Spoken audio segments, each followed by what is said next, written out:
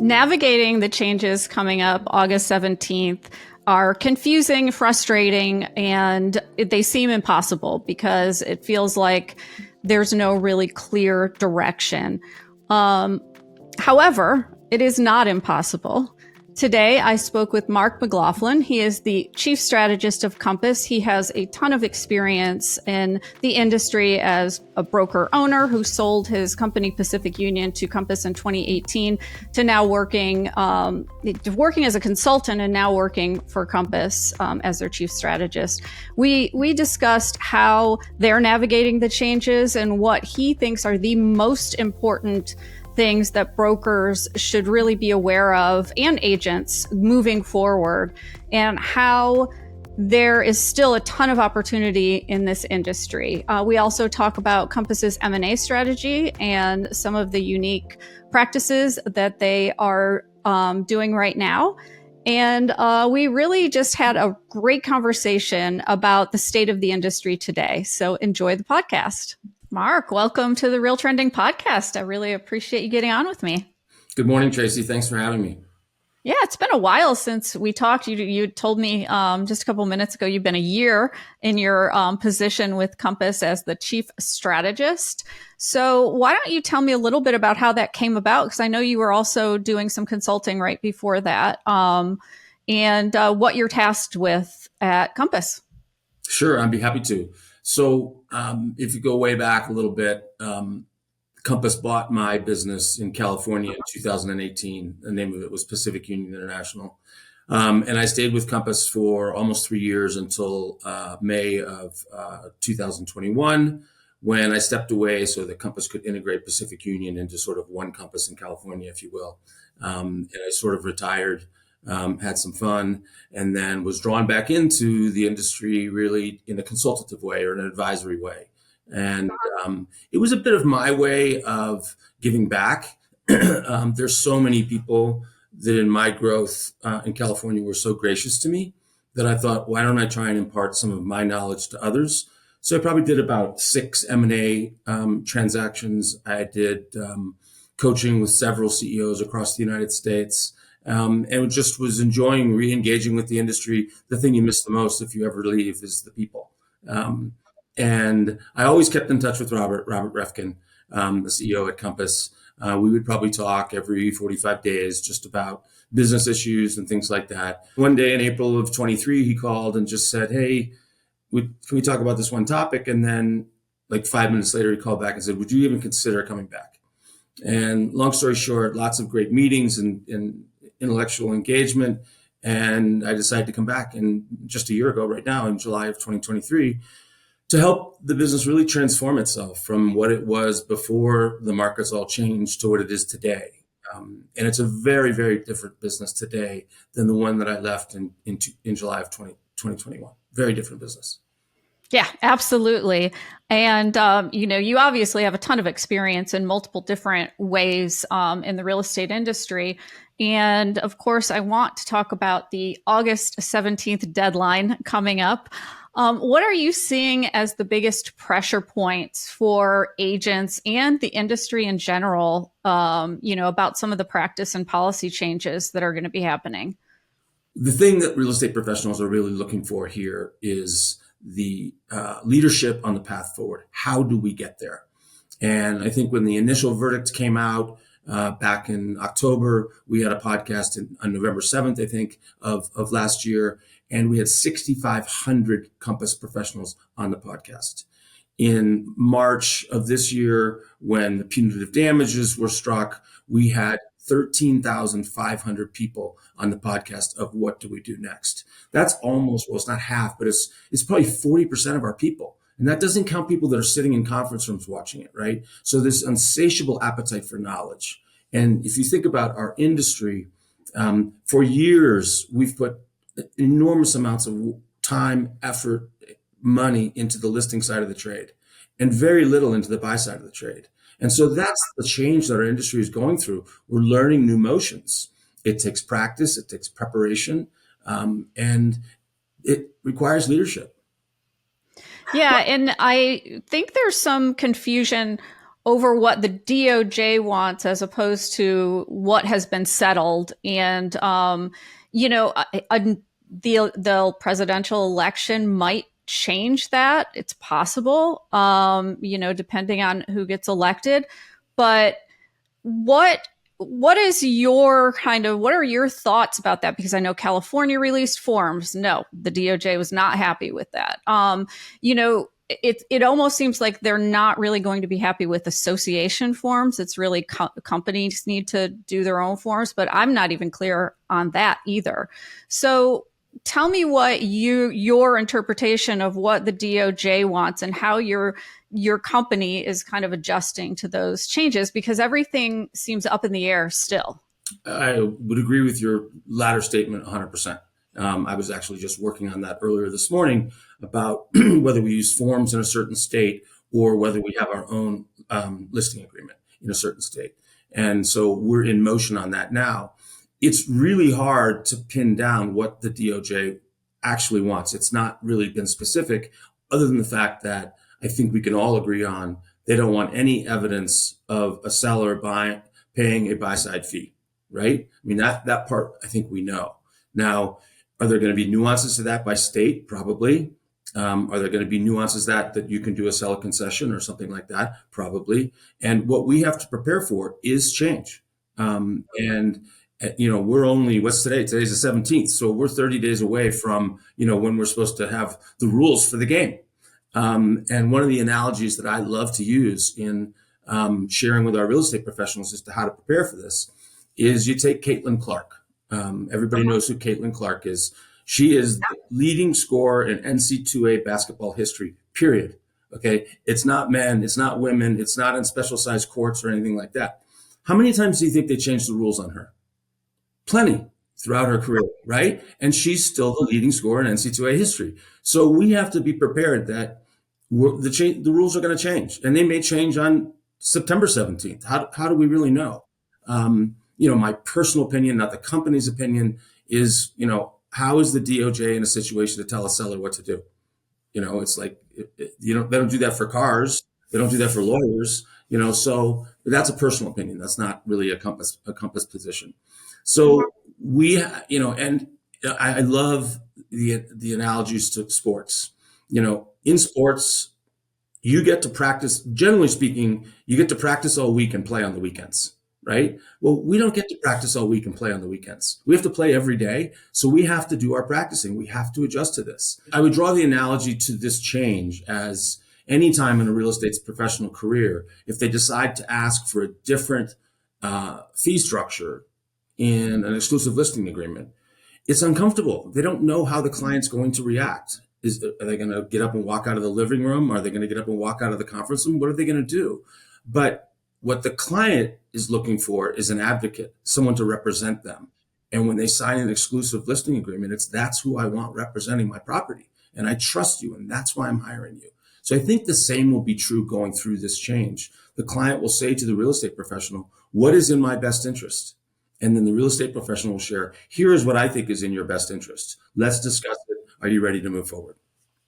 Yeah, it's so confusing. I know in Florida we have transaction brokerage. You're assumed transaction broker unless you have a single agent disclosure signed for buyers and sellers. And so, you know, we're calling it a buyer representation agreement, but it's really not a buyer representation agreement. In a lot of cases for Florida, it's really just I am, you know, showing this property to you type of agreement. You know, I haven't looked at, they have new forms out, but I haven't actually looked at them yet. But I think it's very, very confusing. And I think that the idea of a buyer consultation is something that a lot of agents have never done. They've just, a buyer's called them, they want to see a property. It's like, okay, you know, are you pre-qualified? They do a quick little couple questions and then they show the property. But now it's requiring a whole new way to do business that is going to be uncomfortable for a lot of agents. How is Compass educating their agents on a buyer consultation? And helping them become more comfortable doing them. I know a lot of them already have been doing them, but there are some that just don't. Yeah, I can't get into the details on on all 50 states, but I think Yeah. directionally we have about, I think we've got 14 states where they've been in place for anywhere from 4 months or 7 months to 5 years or 15 years. Yeah. So we went to school on some of those geographies and really learned. And Mhm. then we have put on so many different coaching seminars for our people. So in person through our brokers of records, on webinars through our coaching teams. It's just, we're giving them every tool and resource available for them to feel really comfortable and confident walking into into a seller situation. We also have been tracking indications of what's changing in sellers' decisions on fees across the Mhm. country.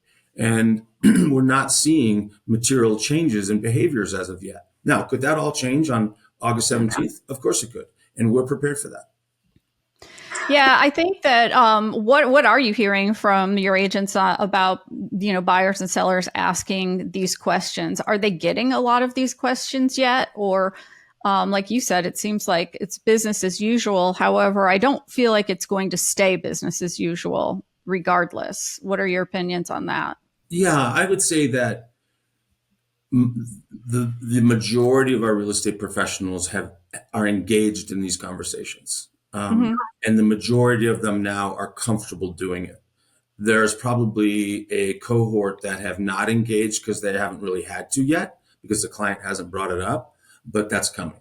Hmm. And so whether you decide to sort of engage in the training right away and engage in the conversations right away, or wait until the deadline and then do it, the learning curve is the same. It might just get a little steeper as we approach August 17th.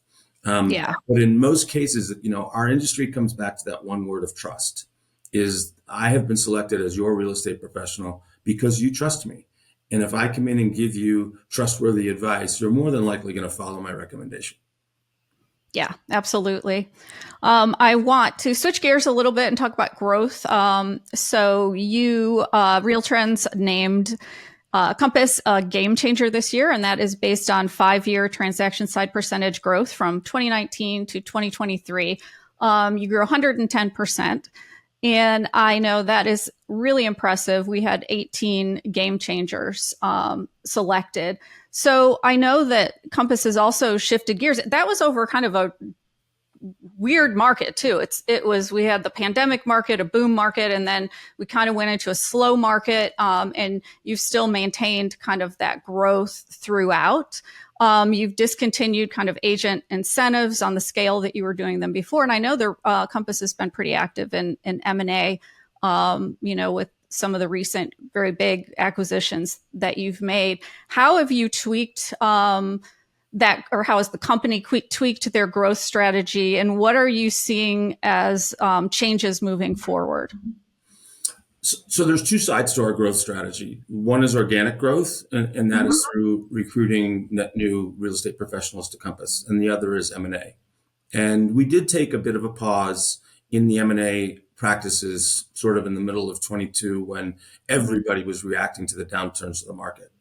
Yeah. But and then as we just decided to re-engage in late 2023, and if the businesses trade on a multiple of EBITDA, it's not hard to decide what that multiple that should be. Should it be a 3 or 4 or 5?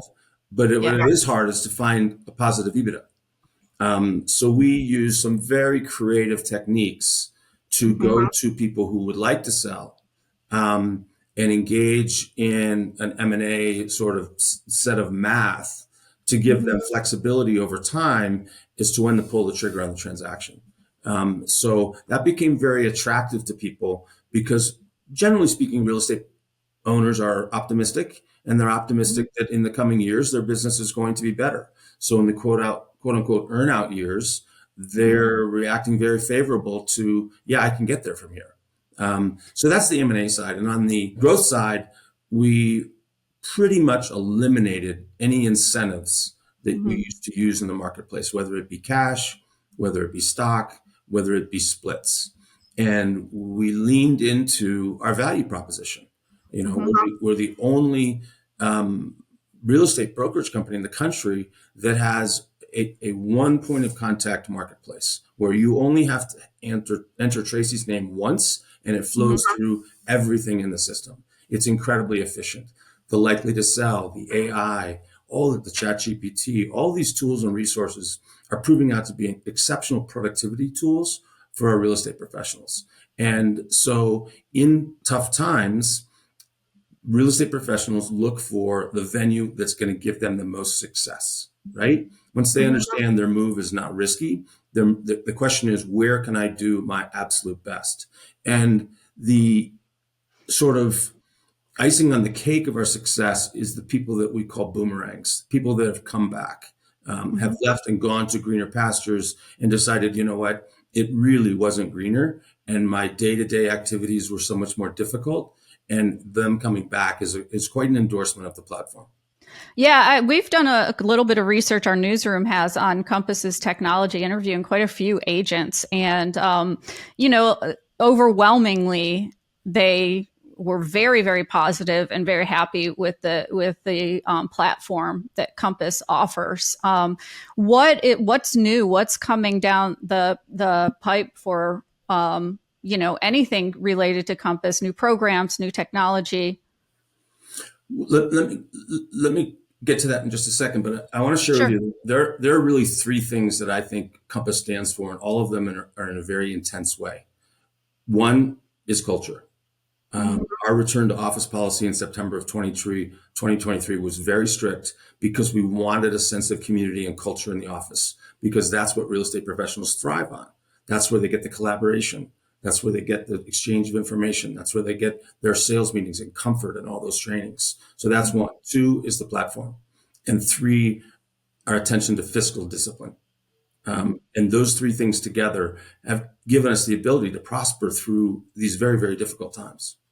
So yeah, I actually interviewed Robert right when he made that policy. And, I asked him, do you anticipate any pushback? And he said, I'm sure there will be some, but it doesn't matter. This is what I think is best for the company. And it seems to be working. So yeah. Well, I can share with you that this policy was pursued with greater intensity than I've seen. So, yeah. and it's worked. I mean, you can see it on social media. Yeah. And so on the M&A side, you did pause, and I know that you when you did come back, it was very creative how you're working the deals. I have a little bit of knowledge on that, but what are you looking for now? Are you strategically looking for new areas, or are you looking into more opportunity? Opportunity M&A. Tell me a little bit what you can about that strategy. Yeah, well, Chrissy Oliver runs our M&A team, does an exceptional job. I think she's 7 years with Compass now. And we're looking for infill markets where we have existing operations where, whether it's a walkover or an acquisition, it can be accretive to our operations. We're looking for net new geographies that we feel will be very accretive to the model when the markets come back. Markets meaning units. Like right now, if we're running in the 4.1 to 4.2, when we approach 5 million units, it's going to be very exciting times. And then a really, really important part of the acquisition is culturally, is this going to fit? And, I've experienced that firsthand when Pacific Union was acquired by Compass. And you can be really, really close on culture. But if you're not, it's just a struggle. It's a struggle. So that cultural component is very, very important. Yeah, definitely. Where do you see the most opportunity in real estate brokerage going forward for maybe the next year? Well, there's so many different models in our industry, as you well know. So that opportunity will be defined differently depending on where you are on the spectrum of models. For us, we really believe that the good are going to become great. And so we are looking to drive market share in places where we think we still need it and it exists. We're looking for very scheduled, methodical new market growth because right now we don't want to distract anything from, getting through 2024 cash flow positive. So we're being very measured in our M&A strategy to make sure it will be fiscally accretive, like on day one. And where do you see the most opportunity for agents to thrive in the coming market, which will be very different, not only housing market wise, but policy and practice wise as well? Yeah, I hope our housing market doesn't get more challenging, but the agent market will get more challenging. And I think, it got back to that sense of community. If you're at a Yeah. small boutique firm with 13 or 14 or 25 or even 40 real estate professionals scattered across the geography, that collaboration isn't going to be there. That collaboration isn't going to be there with market share, which gives you the ability to know what's coming and what's not, and what's maybe deliverable, but it's not on the market. That's the tools of the trade. That's where agents collaborate back and forth together, exchange knowledge, and almost brainstorm pricing together, not pricing of fees, pricing of Right. housing, and that's going to be very, very important. And we hear that from our new recruits, all the time. I want a sense of community. Yeah, definitely. I think that's really why all different models do work, though, because they all have a different culture, a different way of, there's, to me, there's a model for every agent, and it's the agent has to kind of maybe explore a little bit to find the one that works the best for them. But once they do, we've seen recent studies that agents have moved less. They're starting to move a little bit more, but they really didn't move very much over the past couple of years. Changing firms in general, just as a whole, not, you might have had more than come to you than usual, but you know what I'm saying. So what excites you the most about moving forward in the industry? So one of the most exciting things that we have afoot now is the development of a client dashboard, where our real estate technology platform that enables our real estate professionals to be the most efficient and most effective that they can be, Mm-hmm. in late Q1 of 2025 will be available to our clients, so that our clients can ride along, if you will, in a home search, a transaction, a closing, whatever it might be, and have the same visibility that our real estate professionals do. So, the product that is now known as Collections, which is basically just search, will be expanded into a client dashboard. So that will provide a much more synchronized experience for a client. Okay, great. I want to switch gears and talk about you personally. Why don't you tell me kind of your most impactful aha moment in the industry? Or maybe it was a personal moment. Wow. The experience of change is kind of like walking down a dark alley and hoping that the lights will come on at the appropriate time so that you're not terrified. And I got started in this business in 2006. So the nature and scope of change that I've experienced is pretty significant.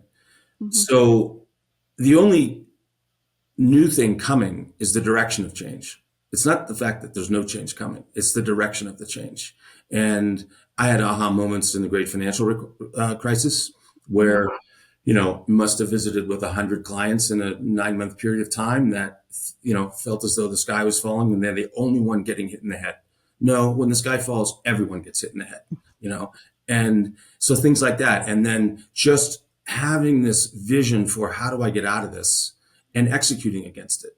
And I just find that change is coming every single day, and how you handle it is very, very different from brokerage company to brokerage company. Wrapping yourself in a set of excuses is very, very different than saying, I need to get from here to there. Like Compass, we reduced our expenses by almost $600 million in a year. Like, that is monumental change that was self-inflicted. Now, it was self-inflicted for the right reasons, but we had to do it, right? And so we did it. And now the change is, how are we going to handle these new rules? How are we going to handle, how is clear cooperation going to be handled? How is, all these different things that are coming. Change will continue to come at us. It's how we embrace it and how we lead through it that will make the difference for every firm in the country. Yeah, absolutely. Any last thoughts? Maybe advice to agents or brokers who are really having trouble navigating this market, navigating the changes. Any recommendations for them? I think it's hard to navigate this magnitude of change sort of alone. And collaboration with other executives or collaboration with other firms is so important. There's so many groups that do these, they call them masterminds or work groups from across the country. And I think the more that people embrace that and be vulnerable, like, here's how bad it is. Sometimes we often don't like to do that, but when you do that, I think you might find out, well, you know what? Tracey's in the same boat that I am. And together we can brainstorm our way out of this. Now, resources might be different in both companies, but, this is the time to begin to take new risk to get out of this ahead of the rest. Yeah, absolutely. My last question is just what's next? What's next for Compass? What's next for you? Well, what's next for me is I've just stepped into the role of interim president of the brokerage operation at Compass because Netta is out on maternity leave. So I have another chance to help share my experience with the whole leadership team at Compass, and I'm really looking forward to that. And I'll be judged at the end of Netta's maternity leave as, did I contribute enough to the team, and did it make a difference for the team? So that's truly my next focus at Compass. And for Compass itself, we are going to continue to grow organically. We're going to continue to grow through M&A. And we're going to continue to try and lead the industry through this entire change, let's call it. Will be very nice. Yeah. This change. And, the reputation of Compass today is very different than the reputation of Compass in 2018 through 2021. And we want to be in a position to be generous, to share our experience, and to help lead the industry. Yeah, well, Mark, it was a pleasure speaking with you. Thanks so much for joining RealTrending. I always appreciate hearing your insights and experience in the industry. Thanks for having me, Tracey.